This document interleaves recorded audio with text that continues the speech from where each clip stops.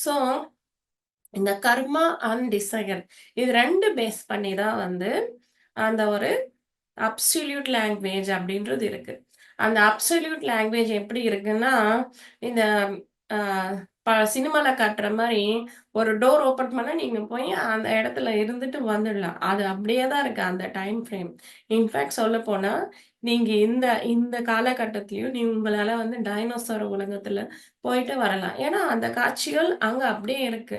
உங்களுடைய ஆன்மா நெனச்சா, அந்த டைனோசர் உலகத்துல போயிட்டும் வாழ்ந்துட்டு வரலாம்.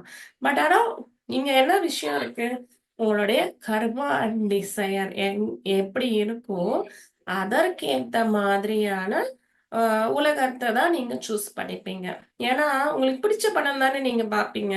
நல்லா இல்லன்ற படம் நீங்க பார்ப்பீங்களா? இல்ல இல்லையா? அதே மாதிரி தான் நம்பளுக்கு எல்லாமே போட்டு காட்டுறாங்க. அதுக்கேத்த மாதிரி தான் நம்ம வந்து அந்த சூனியா டனல்ல அந்த கேரக்டர வந்து எடுத்துக்கிட்டு நம்ம வந்து அ பார்க்குறோம். அவ்வளோதான். ஒண்ணுமே கிடையாது. ஆன்மா வந்து என்னன்னா, it is just a witness அது பாக்குது. பட் ஆனா அனுபவிக்கிறது, அது எல்லாமே அந்த மைண்ட் லெவல்ல, அந்த மைண்ட் எங்க இருக்குன்னா, அந்த பாடியில, அந்த பாடி தான் நம்ம அந்த கேரக்டர் அப்படின்றோம். அது வந்து சூன்யா டனலுக்கு அவுட் சைடு இருக்கு. அதாவது டைம் அண்ட் ஸ்பேஸ்ல இருக்கு.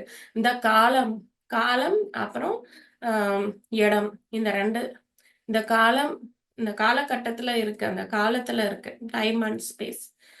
பட் ஆனா, அந்த ஆன்மா வந்து சூன்ய டனல்ல இருக்கு. அதுக்கு டைம், ஸ்பேஸ் எதுவுமே கிடையாது. எவ்ளோ வருஷம் வச்சாலும் எந்த ஒரு ஆ இது ம் சலிப்பும் இல்லாம இருக்க முடியும்.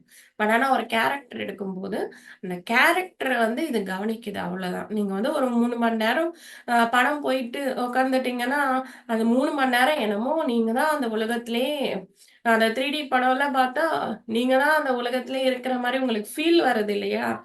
அந்த மாதிரி தான் அந்த ஆன்மா வந்து இந்த அப்சல்யூட் லாங்குவேஜ்ல எழுதியிருக்கிற இந்த லிவிங் ஸ்பேஸ் அதாவது இந்த வாழ்க்கைய வந்து அப்படியே வந்து அப்படியே கவனிச்சுட்டே இருக்கு.